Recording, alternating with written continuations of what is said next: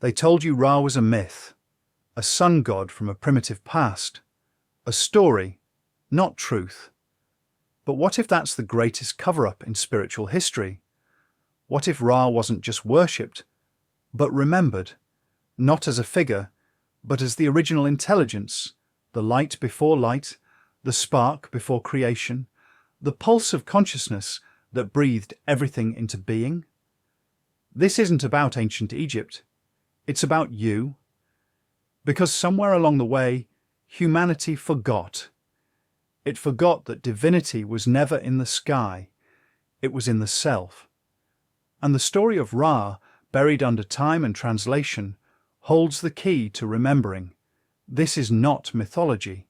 This is a memory, a coded message left by those who knew what would come. A world disconnected from its source. But you didn't find this by accident. You're here because something in you remembers. And once you see Ra for what he really is, you'll never see yourself the same way again. Long before language was used to divide and define, before temples became businesses and gods became brands, there was only one truth: light. Not the light you see with your eyes, but the first light, the conscious pulse of energy that gave birth to all things. The ancients called it Ra, not because they worshipped a sun in the sky, but because they understood something we've forgotten. Ra was not just the sun. Ra was the source, the generator of life, the mind behind the universe, the architect of vibration, what modern texts reduced to mythology. Ancient initiates revered Ra as memory. Ra was not a god in the way we think of gods now, personified, hierarchical, separate. Ra was the all-encompassing field of divine intelligence that breathed the cosmos into being and continues to speak in the silent language of light.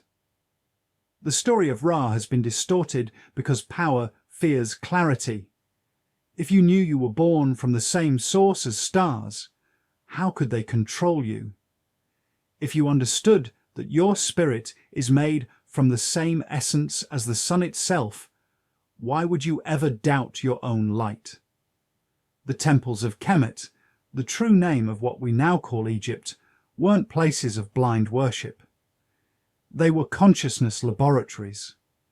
The priests were not clerics. They were scientists of spirit. They understood how light interacts with the body, how vibration shapes matter, how sound activates dormant codes within the soul. And at the center of it all was Ra, not as an idol, but as a symbol of what we are at our core: luminous, sovereign, eternal. But over time, Ra was reduced, first to a god, then to a story, then to a cartoon, and eventually we forgot. Not just about Ra, but about what Ra represented: the divine order of creation, the language of frequency, the original connection between source and self. And what did we replace it with? Worship of the external, subservience to authority, fear of nature, fear of death, fear of our own power. Ra didn't vanish. We just lost the lens to see. And that's why you're here. Not for entertainment, not for trivia, but because something in your soul is stirring, something ancient, something real. Because this isn't about Egypt. This is about the truth buried inside you. You don't study Ra like a history book. You remember Ra like a part of yourself. You've been trained to forget. Some of what we're about to uncover is too spiritually charged to share here. For deeper teachings, join our free newsletter, Insights Academy, link in the description. For a limited time, you'll also get a digital copy of the Kybalion. The earliest creation texts tell us that Ra emerged from the void, not created, not summoned, but self-generated. The ancients called this Nun, the primordial waters of infinite potential. Ra was the first conscious act, the word that spoke itself, light bursting into darkness, awareness entering form, and everything that followed. Stars, planets, souls were emanations of that same light, not separate from it. Which means you are not separate either. You are not here to seek the divine, you are here to remember it. And remembering begins not with belief, but with resonance. The story of Ra is a story of your origin, your structure, your destiny, not mythology, but blueprint. The world may keep calling it a myth, but to those with eyes to see and ears to hear, it's a mirror, a map, a message encoded in time. The truth isn't lost, it's just waiting for you to look at the light and finally see yourself in it. We've been taught to look at the sun and see only fire, a star of heat and light floating in a void of cold silence. But the ancients looked at that same sun and saw intelligence, not because they were primitive, but because they were tuned into something we've lost. The awareness that the sun is not just a celestial object, but a living transmitter of divine energy.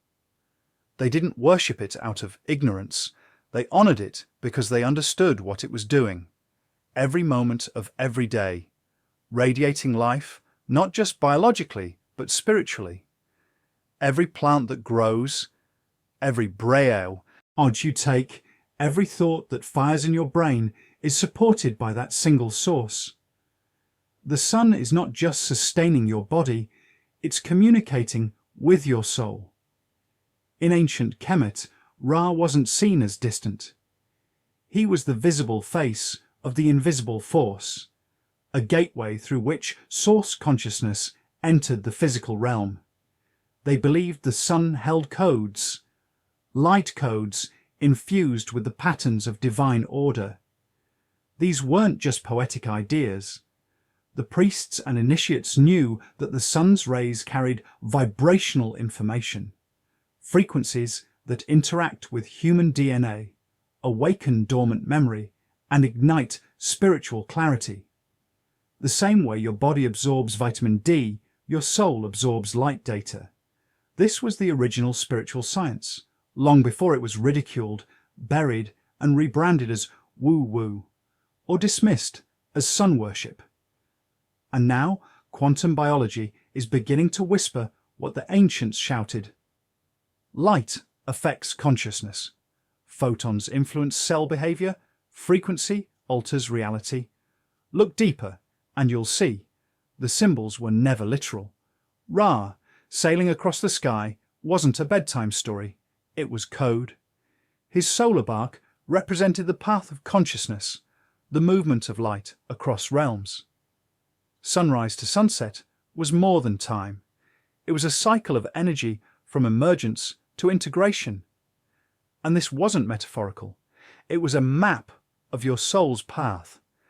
Every morning, Ra rises just as awareness rises in you. Every night, he journeys through the underworld just as you descend into shadow chaos, forgetting. But the next day he returns. He always returns. That was the promise. Light cannot die. It may dim. It may disappear behind illusion, but it cannot be destroyed. Just like you think about it, you live your whole life under the sun. You eat what it feeds, sleep when it leaves, rise when it returns.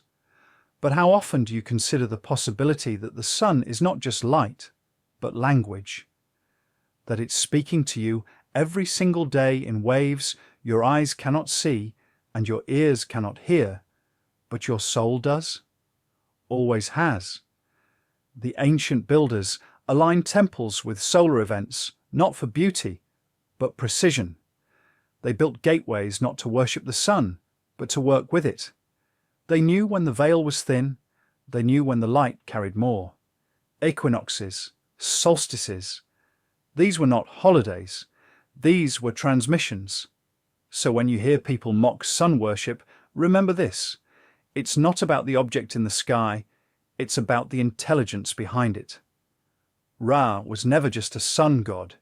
He was the awareness through the sun, the architect of life's rhythm, the one who breathes divine order into chaos.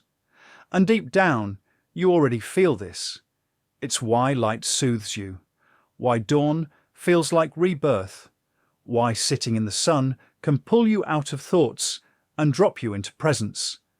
That's not psychological, that's a spiritual memory. You were born of light, shaped by it, sustained by it. And when the noise of the world falls away, you remember you are it. You are a walking fragment of Ra, raw, encoded with the same light that created the stars. So next time you stand under the sun, don't just look, listen. The light is not shining on you, it's speaking to you. And if you're ready, it will start to speak through you. The sun was never just a ball of fire in the sky, it was a living library. The ancient priests of Kemet didn't simply pray beneath it, they studied it, aligned with it, listened to it, because they knew what the rest of the world would one day forget. That light isn't passive, it's encoded. Every ray of sunlight carries frequencies, information, and memory. Not metaphorically, but literally. Photons are messengers, and Ra's light wasn't just nourishment, it was instruction. Hidden within it were blueprints of consciousness, sacred geometry, and energetic patterns that mirrored the divine design of the universe. And the temples weren't just places of ritual. They were decoding chambers, portals of remembrance, structures built with impossible precision to capture and concentrate specific light at specific times. Because the initiates knew that within that light was knowledge not written in words, but felt in the soul. This is what we've lost. While modern minds mock ancient spiritual science as primitive, they ignore the evidence carved in stone. The way the light on the solstice would strike a single glyph at the heart of a hidden corridor. The way certain chambers would resonate only under exact solar conditions. These were not accidents. These were instructions. The priests were trained not just to interpret these alignments, but to use them to meditate at the right hour, chant the right frequencies, and absorb the codes transmitted through Ra's light. These teachings were never meant for the masses. They were passed down through generations of initiates, men and women who dedicated their lives to guarding the mysteries, because they understood something that still terrifies the modern world. Light can awaken the soul. And once that happens, there's no going back. You've been told knowledge comes from books, degrees, institutions, but the deepest knowledge doesn't live in ink. It lives in vibration, in resonance, in your cells. And the temples of Ra weren't places of worship, they were activators. They trained the initiate to receive light, not just with the body, but with the spirit, to unlock dormant memory, to see through illusion, to remember what we once were, beings of pure frequency, capable of aligning with cosmic intelligence. They weren't trying to become gods, they were stripping away the lies to remember they already were. And that's what Ra represented, not a being, but a state, a frequency of divine mind flowing through all things, hidden in plain sight. They encoded it in art, symbols, stories, because they knew a time would come when the temples would fall, when the scrolls would burn, when the truth would be buried beneath centuries of distortion. So they left breadcrumbs in the architecture of light, the story of Ra's solar bark, the 12 gates of night, the eye of Ra. These weren't bedtime myths. They were encrypted messages, instructions for the soul's return. And the true priest didn't teach. They activated, because the truth doesn't need to be taught. It needs to be remembered. You can feel it already, can't you? That hum under the surface when you hear the name Ra, that pull towards something you can't quite explain. That isn't curiosity, that's recognition. The same codes that once echoed through the temples are still inside you, waiting. And the moment you stop seeing Ra as a myth and start seeing Ra as memory, you begin to access them. Modern systems want you to believe awakening is intellectual, that it's about studying, mastering, performing. But awakening has always been energetic. The mystery schools understood that light affects matter, that sound affects DNA, that presence bends reality. They knew the human being wasn't just flesh, it was a vessel, and Ra was the current moving through it. That's why the knowledge was hidden, not to exclude you, but to protect it from those who would weaponize it. Because true power isn't found in domination, it's found in alignment. And Ra's light doesn't control, it reveals, it clears, it heals, and it calls not to your mind, but to your soul.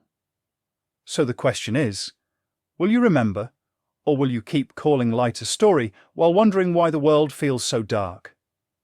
Every night, Ra was said to die, to sink beneath the horizon and journey into the underworld, Duat, a realm of shadows, chaos, and forgotten truth. But this wasn't just a celestial tale. This was the map of the soul. The ancient priests understood something we've only just begun to grasp again, that darkness isn't the opposite of light, it's the proving ground for it. Ra's descent into Duat wasn't defeat, it was an initiation. Every night he entered the realm of chaos to confront the serpent Apep, the embodiment of disorder, fear, fragmentation.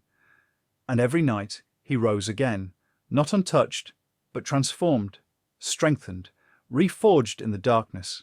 This wasn't a story about a sun. This was a story about you. Because you too descend every time you question who you are, every time you lose your way, every time the world seems to turn cold, meaningless, and silent. You are not broken. You are in Duat, the place where all illusions dissolve and all truth is tested. The serpent you face may not have scales or fangs, but it lives in the same place. The mind, the voice that tells you you're not enough. The fear that says, stay quiet, stay small, stay safe. The shadow that creeps in when the light fades. The ancients didn't fear Apep because they knew that without shadow, light is just theory. The confrontation with darkness is what makes light real. And here's the part they never taught you. The journey through the underworld wasn't punishment. It was preparation. Ra didn't descend because he failed. He descended because that's the path of ascension. It's in the struggle, in the descent, in the dissolution of everything false that the real self is revealed. And every soul walking this earth, every single one, will enter Duat in some form. A relationship ends. A belief collapses. A loss shatters you. A truth unsettles your illusion. And suddenly, you're there, floating in the unknown, fighting shadows, questioning everything. That's not a weakness. That's the sacred passage. The temples taught that Duat was divided into 12 gates, each one representing a different challenge, a different layer of transformation. The journey wasn't meant to be easy. It was meant to strip away the ego, the stories, the programming, everything that wasn't aligned with divine order. And the soul that emerged on the other side wasn't the same. It was reborn, enlightened not through escape, but through endurance, through presence in the dark, through trust that the light would return, not from outside, but from within. So what does this mean for you? It means your darkness is not a detour. It means your struggles are not shameful. They are sacred. The fact that you're here listening to this means you're already in the bark with Ra. You're already navigating your own Duat. And if you keep going, if you don't run from it, you'll rise. Maybe not the same, maybe not untouched, but whole, aligned, awake, This is the truth hidden beneath centuries of watered-down spirituality. The light you seek will never come if you deny the dark. You must face your serpent. You must die to who you were so you can become who you truly are. That's what Ra teaches us, not through sermons, but through his cycle. Every day he rises, every night he descends, and every morning he is reborn, not as a new sun, but as the same light remembered. You are not here to avoid the dark. You are here to walk through it, to confront your illusions, to slay your serpent, and to rise, not because you were never broken, but because you remembered you were never the breakable thing to begin with. The Eye of Ra is one of the most misunderstood symbols in spiritual history. Modern minds label it a myth, a superstition, or worse, a relic of primitive fear. They say it's about wrath, punishment, surveillance, but they're wrong. The eye was never about watching you. It was about you learning to see, not with your eyes, but with your inner vision, your intuition, your divine perception. Because the real war was never between gods. It was between truth and illusion, and the eye was the tool to pierce the veil. In the ancient texts, the Eye of Ra wasn't just a symbol, it was alive, a force, a conscious extension of Ra himself, sent out to restore balance, to correct disorder, to illuminate the hidden. It represented awareness, not fear-based attention, but awakened seeing, the kind that burns through deception, the kind that knows what's real before proof arrives, the kind of vision you've been taught to ignore. From the moment you could think, they trained you to trust only what could be measured, seen, confirmed. They told you to silence your gut, dismiss your dreams, question your feelings, and call your intuition nonsense. They handed you a world made of surfaces and told you that was reality. But the ancients knew better. They knew the physical world was only a sliver of what exists, and that real perception begins where the senses end. The Eye of Ra wasn't about looking out, it was about looking in. It was the flame behind the forehead, the insight behind the logic, the clarity behind the noise. You've probably felt it before, that moment where you just knew something without knowing why, where a person's smile didn't match their energy, where the words made sense, but your body said no. That wasn't paranoia, that was the eye beginning to open. And if you've ever felt shame for trusting that instinct, or worse, for abandoning it, you're not alone. The system doesn't want you seeing clearly, it wants you blind. Behind open eyes, distracted by details, obsessed with evidence, addicted to appearances. Because when you truly see, you become dangerous. You stop reacting and start discerning. You stop following and start sensing. You stop asking for permission and start remembering who you are. In Kemet, the eye was also a representation of the Ujat, the whole, the healed, the complete. It was the restoration of what had been broken. In the myth, the eye is torn apart, scattered, and then put back together, not randomly, but with sacred precision. The fractions of the eye in Egyptian math added up to 6,364, a symbol that full perception always contains a mystery, a space for the divine unknown. It wasn't about perfect control, it was about perfect alignment with the unseen. This wasn't mythology, this was training, because the eye wasn't something only the gods possessed. It was something within you waiting to be activated. Your pineal gland, your third eye, your inner sight. It's all the same language. The eye is the bridge between worlds, the lens through which higher consciousness filters into form. And once it opens, you can't go back. Not because you're special, but because you've remembered what the world tried to make you forget. That your perception isn't passive, It's creative. The way you see the world shapes the world. The lens you carry changes what appears.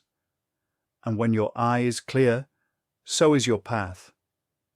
This is why the ancients protected the eye, why they wrapped it in myth and guarded it with ritual, because they knew what happens when the people remember how to see. They knew that illusion crumbles when even one person dares to look past the mask. And they knew that the eye, once opened, doesn't just illuminate the world, it restores it. So the question is not, do you believe? The question is, will you open it? Will you trust the visions, the dreams, the gut feelings? Will you look beyond appearances and reclaim your right to divine perception? Because the eye isn't watching you, it's waiting for you to remember how to see. We've been taught to view gods as beings, powerful, yes, but still separate, distant, somewhere out there. But in the oldest spiritual systems, the ones uncorrupted by fear and hierarchy, that wasn't the truth. The most awakened initiates didn't see Ra as one god among many. They saw Ra as the one, not a character in the story, but the field behind the story. The source, the silence before the sound, the mind before thought, the light before the sun itself. Every name, every form, every pantheon, they were fragments, faces, aspects. But Ra was the infinite behind the mask, the presence too vast to be ripped, too intimate to be obeyed, not outside you, but through you. When the ancient texts speak of Ra, they are often speaking in layers. To the untrained mind, it sounds like a myth, but to the initiated, it's code. And hidden in that code is one of the most powerful spiritual truths humanity has ever touched. All is one. There is no God in the sky and soul on the ground. There is no heaven above and earth below. There is only one substance, one consciousness, one eternal presence moving through everything. And Ra was the word they used to name it without limiting it, because Ra wasn't just the sun and not just the light. Ra was the life inside the light, the awareness inside the fire, the intelligence that knows itself as tree, as wind, as human, as silence. In many translations, Ra is fused with Atum, Atum-Ra, the self-created one, the all, he who creates himself through himself. This isn't mythology, this is metaphysics. Ra wasn't born. He emanated from nothingness, from none, the unformed waters of pure potential, not created, not caused, just awareness, being. That's what the ancients meant. Not a man with a hawk head, but a principle, a presence. And that presence is not gone. It hasn't left. It's flowing through everything, including you. Every breath you take is Ra, every heartbeat, every spark of intuition, every moment you remember. Something deeper is guiding you. That's not imagination. That's recognition. It's no coincidence that mystics in other traditions speak the same way. The Hindus call it Brahman, the formless one. The Taoists call it the Tao, the way that cannot be named. The mystic Christians speak of the Logos. The Gnostics called it the monad. Different names, same truth. The one, eternal, indivisible, and yet somehow still personal, still here. And when the ancients of Kemet looked at the sky and whispered, Ra, they weren't praying to a sun god. They were communing with the unnameable. They were aligning their consciousness with the source of all things. They were entering remembrance. You don't need a temple to do that. You don't need a priest because Ra was never external. You were never meant to bow down. You were meant to rise up, to awaken to the fact that your consciousness is a flame of that same eternal fire, that the thing you've been seeking your whole life, the divine, the truth, the light, is not hidden. It's not somewhere else. It's within you, whispering, guiding, waiting for you to listen. The reason this truth was buried is simple. Once people realize they are expressions of the One, they stop being easy to manipulate. They stop playing the game. They stop chasing false power and start radiating real power, the kind that can't be sold, stolen, or approved. That's why they turned Ra into a myth. That's why they gave you religion instead of connection, obedience instead of awareness. But the deeper truth never disappeared. It just went quiet, waiting for the right moment to return. Maybe that moment is now. Maybe that's why you're still here, still listening, still pulled towards something you can't explain. Maybe you've spent your whole life searching for God, only to realize that what you've been searching for is the one who has always been searching through you. There's a reason this knowledge isn't in your textbooks. There's a reason Ra has been reduced to a cartoon god with a bird's head. A reason ancient Kemet has been renamed, repackaged, and rewritten until the truth was unrecognizable. You were never meant to remember, not because the truth was lost, but because it was buried deliberately, systematically erased, not by accident, but by design. Because a world full of people who know they come from divine light, who know they are extensions of the One, is a world that cannot be controlled. So the story of Ra had to be broken, fragmented, turned into myth, not destroyed, just distorted enough that you'd never look too closely. Because if you did, you might start asking dangerous questions. And the answers were never meant to be found. The conquerors didn't just take land, they took memory. They didn't just burn scrolls, they rewrote timelines. They didn't just build new gods, they buried the old ones beneath guilt, shame, and the threat of eternal punishment. They took the eye and called it evil. They took the sun and called it primitive. They took the Tem, Pals, and filled them with silence. And all the while, they sold you a version of divinity that lived outside of you. One that demanded obedience. One that made you small, powerless, dependent. They taught you to worship separation, to fear judgment, to beg for forgiveness from something you were never separate from in the first place. The system isn't broken. It's perfectly built to keep you disconnected from your past, from your truth, from the living light that moves through your very being. And the eraser wasn't just cultural, it was spiritual. Because those who knew how consciousness works understood this. Control the story, and you control the soul. And so they took the most advanced spiritual teachings the world has ever seen and turned them into dusty myths. They made temples into ruins and then told you that the people who built them were less than human. They sold you the lie that the ancients believed in magic, while hiding the fact that their science of spirit was far beyond what we still understand today. They didn't just suppress history, they suppressed frequency. Because Ra isn't just a story, it's a vibration, a signature, a resonance that activates something inside you the moment you hear it in truth. And the last thing the system wants is for that memory to return, because memory is power. When you remember who you are, you stop being programmable, you stop being obedient, you stop searching for light outside of yourself and start radiating from within. And so they built distractions. They filled your life with noise, with content, with opinion, with synthetic stimulation, anything to keep you from stillness, because in the stillness the memory stirs, and in the silence Ra speaks. But here's the twist. They didn't account for. You can't kill the truth. You can only bury it. You can only delay its return.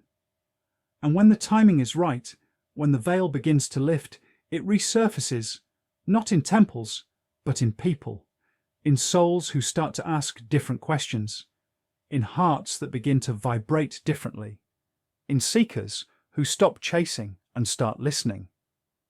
That's what's happening now. That's why you're here. This isn't just a curiosity, it's a call. And it's not just about remembering Ra, it's about remembering why they wanted you to forget. Because once you understand that, you'll never see the world the same again. You'll see the control, you'll see the distortion, but most importantly, you'll see the light they tried so hard to hide. Not above you, not in books, but in you, flickering, calling, unfolding. And the question is no longer, was Ra real? The question is, are you ready to remember what they tried to make you forget?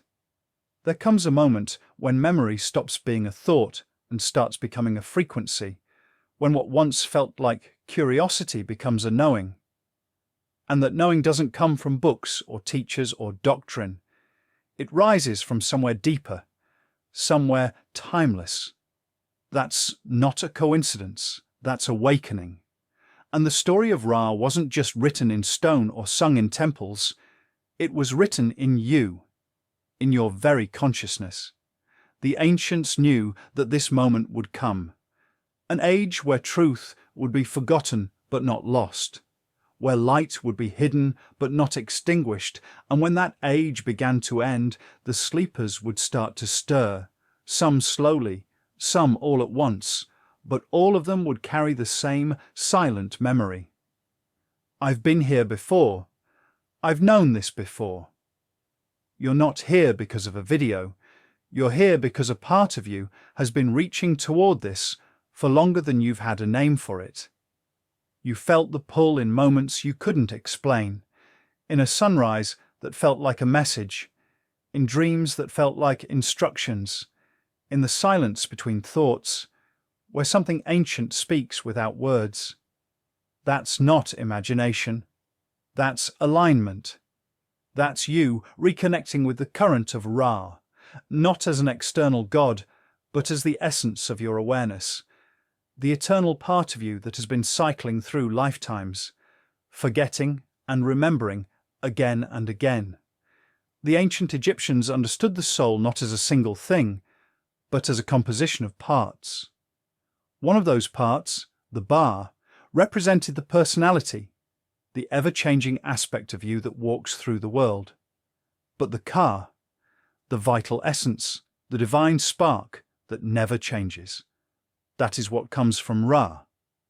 That is Ra. And when you awaken, it's not the Ba waking up. It's the Ka remembering itself. You were never meant to follow Ra. You were meant to become an extension of that same light. And the moment you stop seeking divinity outside of yourself and begin cultivating it within, something radical happens. You stop being a seeker and start being a transmitter. You begin to radiate presence. You begin to carry clarity into confusion, coherence into chaos, not because you're perfect, but because you've remembered that the source within you cannot be broken, only hidden. And that's what this age is about. Not religion, not Belai, Osrania, but remembrance. You don't need to convert. You don't need to be initiated by anyone but yourself. You only need to quiet the noise long enough to feel the signal again, the one that's been calling you from the beginning. Because the light of Ra doesn't demand loyalty. Common question. What does it mean for the light of Ra not to demand loyalty? It doesn't punish. It doesn't divide. It simply shines always. And the moment you align with it, truly, humbly, fearlessly, it changes everything. You begin to live differently. You begin to see differently. You start recognizing patterns, illusions, energies. Common question. How do I start recognizing these patterns and energies? You notice how the world is built to keep you asleep, distracted, fragmented, and, more importantly, you see how many are still under the spell, not because they're weak, but because they forgot. just like you once did. And your awakening isn't just for you, it's for them too. Your remembrance becomes a beacon, a quiet invitation for others to remember who they are. Common question: how can my awakening help others remember themselves? You didn't come here to obey, you came here to illuminate, to carry light, not just in your hands, but in your being. And it doesn't matter how far you've drifted or how long you've been lost. The light is still there. The current of Ra is still flowing. And the moment you choose to remember, it begins moving through you again. You were told to look up, to worship the sky, to search the heavens for a God that would one day descend and save you. But the ancients never looked up to escape. They looked up to remember because they understood something that's been buried for centuries. Ra was never above you. Ra was in you, in every cell, in every breath, in every quiet instinct you've ever had. Common question: how can something so raw be both within me and the source of light? You had to trust the light even when the world felt dark. The sun was never a symbol of something far away. It was a mirror reflecting the light you were always meant to carry. This isn't about belief. It's about resonance. You don't need to believe in Ra to be an expression of his light. Just like a flame doesn't need to believe in fire to burn. It's your nature. And your entire life, the world has been trying to make you forget that. They taught you to doubt your inner knowing, to fear your own power, to outsource your truth to authority. They fed you stories of separation. They convinced you that light lived in temples, in systems, in someone else's hands. But light has never asked for permission to shine. It simply does. And the moment you stop looking outward and turn inward, you begin to feel it again. That quiet warmth, that ancient hum, the return of something you thought was lost. Common question: how do I reconnect with that inner light when everything seems lost? This is the end of the forgetting, not because the world has changed, but because you have. You're starting to see that everything you need is already here. The codes, the memory, the knowing. You don't need to seek it. You need to clear space for it. Cut through the noise, the conditioning, the programs that told you to fit in, to stay small, to follow rules written by people who forgot themselves. The world won't understand you at first. It will tell you you're strange, idealistic, deluded. But that's only because it's afraid of what happens when even one person stops living in fear and starts living in light. Common question: why does the world react negatively when someone starts embracing their own light? Because awakening is contagious. When you embody remembrance, it spreads, not through preaching, but through presence, through how you walk, how you speak, how you hold space for others to remember too. That's the path of Ra, not to dominate, but to illuminate, not to be followed, but to be lived. That's why he rises every day without fail, because light doesn't need applause, it just returns. And now it's your turn to rise, to walk not in perfection, but in presence, to carry the memory of Ra not as a story, but as a living frequency, to let your life become the temple, your actions the offering, your truth the ritual, not because you were told to, but because something deep inside you knows it's time. Common question: how do I know when it's time to let my inner light guide me? You are not lost. You are reactivating. You are not broken. You are remembering. The systems may have tried to bury this light, but they didn't create it, so they can never destroy it. You are proof of that. And no matter how many lifetimes it took to find your way back, you're here now, and Ra is rising in you. If this message has stirred something in you, Don't leave it here. Carry it, guard it, live it. Let your awakening speak to the world without saying a word. Because this isn't just about remembering Ra. It's about becoming the light they hoped you'd never find, a guy, Osrania, but remembrance. You don't need to convert. You don't need to be initiated by anyone but yourself.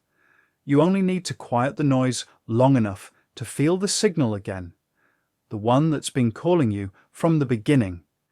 Because the light of Ra doesn't demand loyalty. Common question.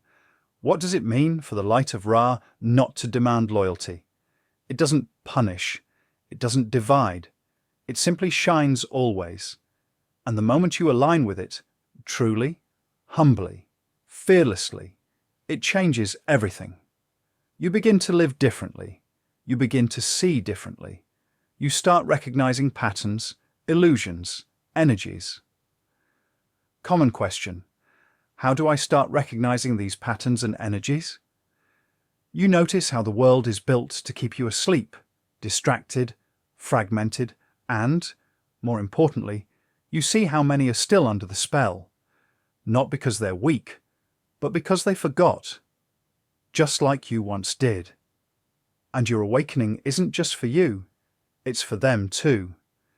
Your remembrance becomes a beacon, a quiet invitation for others to remember who they are.